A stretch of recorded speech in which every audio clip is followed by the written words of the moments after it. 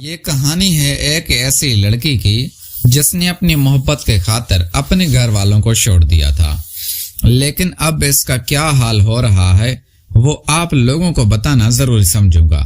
گھر سے یہ تو نکل چکی تھی، لیکن اب اس کی محبت نے اس سے جسم فروشی کے اڈے پر چھوڑ دیا تھا۔ کئی راتیں لڑکے اس سے اپنی دلہن بنا کر استعمال کیا کرتے تھے اور اتنے لمبے اس کے اندر جاتے تھے۔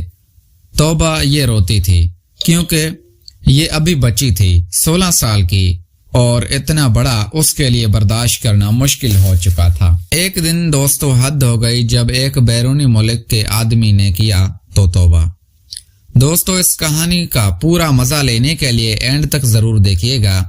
اگر تو آپ لوگوں نے ابھی تک میرے چینل کو سبسکرائب نہیں کیا تھا، جلدی سے میرے چینل کو سبسکرائب کر لیں تاکہ میری آنے والی ہر ایک ویڈیو آپ لوگوں کے پاس سب سے پہلے اور آسانی سے پہنچ سکے۔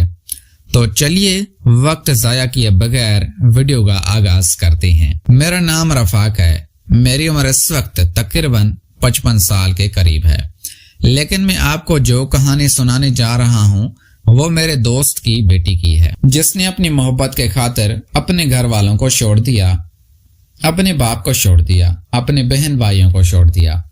لیکن اس کا نتیجہ کیا ہوا وہ ابھی میں آپ لوگوں کو سب کچھ ترتیب سے بتاؤں گا۔ میرا دوست بہت ہی اچھا انسان تھا، کبھی اس نے کسی کے ساتھ برا نہیں کیا تھا اور نہ ہی کبھی وہ کسی کے ساتھ برا کرنے کا سوچ سکتا تھا۔ وہ ایک گندم کی دکان پر کام کیا کرتا تھا، جبکہ میں بھی اس کے ساتھ کام کیا کرتا تھا۔ پہلے پھر میں بیرونی ملک چلا گیا، وہاں پر میں نے 4-5 سال کا عرصہ گزارا تو اب اس کی آنکھوں سے اوجھل ہو گیا۔ کافی دیر بعد ہماری ملاقات ہوئی۔ ملاقات کے بعد میں جب اپنے گھر آیا تو اس ملک میں دوبارہ گھر آنے سے دوسرے دن میں اس سے ملاقات کے لیے چلا گیا، کیونکہ یہ میرا بہت اچھا دوست تھا، ایک دوست جس کو ہم اپنا ہمراز بھی سمجھتے ہیں۔ میرے بچپن کے تمام قرضے اور میری بچپن کی تمام تر کہانیاں سبھی کچھ اس کو معلوم۔ خیر میں اس کا گھر چلا گیا، پتا چلا کہ یہ گھر چھوڑ کر، گاؤں چھوڑ کر شہر میں جا بسا ہے۔ میں اس کو تلاش کرتا ہوا شہر میں جا پہنچا۔ کافی زیادہ تلاش کرنے کے بعد میری ملاقات اس کے ساتھ ہو جاتی ہے۔ میں اب کافی دیر کے بعد اس کے پاس پہنچ جاتا ہوں۔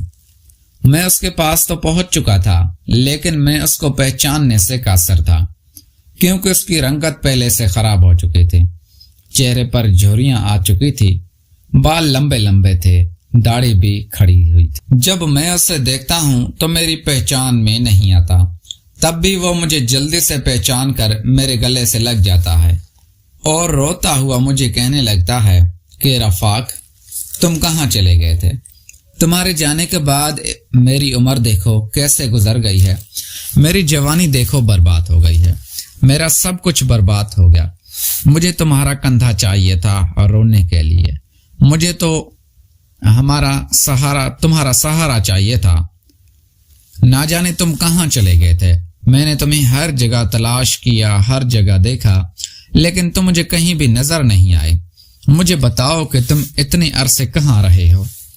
تب بھی میں اسے کہنے لگا کہ کیا ہم دروازے پر بیٹھ کر ساری باتیں کر دیں گے؟ چلیں اندر جا کر باتیں کرتے ہیں اور تفصیل سے سب کچھ میں بتاتا۔ پھر میں اس سے اپنی بچپن کی قصے سنانے لگا کہ گھر کے حالات کیسے خراب ہو چکے تھے۔ ایک بھائی کی شادی ہو چکی تھی، وہ اپنی بیوی کو لے کر دوسرے شہر میں جا بسا تھا۔ اس نے ماں باپ کی طرف دیکھا بھی نہیں، نہ میری طرف دیکھا، وہ اپنی زندگی میں مصروف ہو چکا تھا۔ اس نے یہ بھی نہ دیکھا کہ ہم کس حال میں ہیں۔ گھر کے حالات مزید خراب ہوتے جا رہے تھے۔ تب بھی میرے باپ نے زمین وغیرہ بیچ کر مجھے بیرون ملک بھیجا۔ اب لوگوں سے ملنا چاہتا تھا، لیکن میرے پاس وقت ہی نہیں تھا تاکہ میں آپ لوگوں سے مل پاتا، کیونکہ ایک رات کے اندر میرے تمام تر کام ہو چکا تھا۔ میں بیرون ملک جانے والا تھا۔ خیر میں اپنے ابا سے کہنے لگا کہ میں اپنے دوستوں سے ملنا چاہتا ہوں، لیکن میرے ابا نے مجھے لوگوں سے ملنے کے لیے انکار کر دیا اور کہنے لگے کہ جو قسمت میں منظور ہوگا وہ بہتر ہوگا، तुम वहां पर सही सलामत पहुंच जाओ, मैं कुछ करके हमारे दोस्तों को भी वहां पर भेज दूंगा। खैर मैं उसी सहारे उसी उम्मीद पर चला गया था, लेकिन देखूं 20 साल का अरसा गुजरने के बाद मैं अब तुम्हारे सामने हाजिर हो तो तरोताजा हूं ना। लेकिन तुम देखोगे, खैर मैं वहां पर जा चुका था, लेकिन वहां पर मुझे कोई भी सहूलियात मुयस्सर नहीं थी।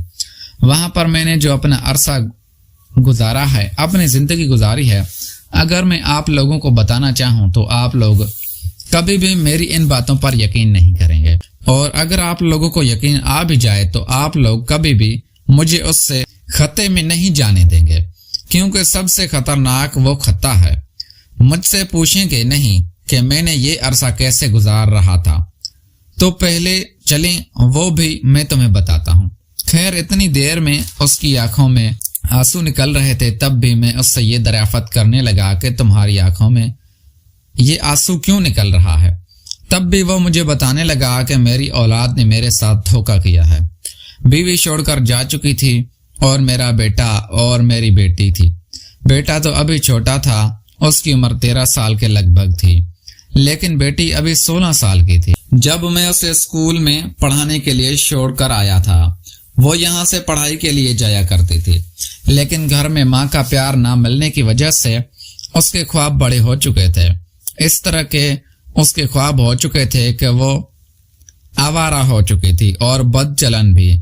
उसने ये भी ना सोचा कि उसका बाप किस हाल में है और कैसा होगा। उसने ना सिर्फ अपनी जिंदगी गवा के बढ़ाई, वो एक अमीर ज़ादे को पसंद करने लगे थे, जिसके पास बेइंतहा दौलत थी, और शायद वो दौलत ही उसका यह सब कुछ बन चुकी। एक रोज यूं हुआ कि जब मैं काम से घर वापस आया तो मैं दरवाजा खोला तो देखा मेरा बेटा भी स्कूल से घर वापस नहीं आया था। मैं तब भी खाना वगैरह तैयार करने लगा। मैंने उसकी बात को टोकते हुए उससे दरियाफ्त करना चाहा कि तुम्हारी बीवी कहाँ है। तब भी वो मुझे बताने लगा कि मेरी बीवी के गैर मर्दों के साथ है बुरे ताल्लुकात हैं, जिसके बिना पर मैंने उसे छोड़ दिया, क्योंकि मैं ऐसी औरत के साथ अपनी जिंदगी मजीद बर्बाद नहीं करना चाहता। माँ की बीवी थी, इस तरह की बेटी निकल पड़ी कि परवरिश ने भी ऐसी नहीं थी। लेकिन जैसे ही वो निकल चुकी थी, मुझे कहीं बार यह सुनने में आया था कि वो मुझसे चोरी अपनी माँ से भी मिलने के लिए जाया करती। प्यारे दोस्तों, अगर आपको ये हमारी कहानी पसंद आई है तो इस वीडियो को लाइक करके चैनल को लाजमी सब्सक्राइब करें। मिलते हैं अगली वीडियो में। Thanks for watching.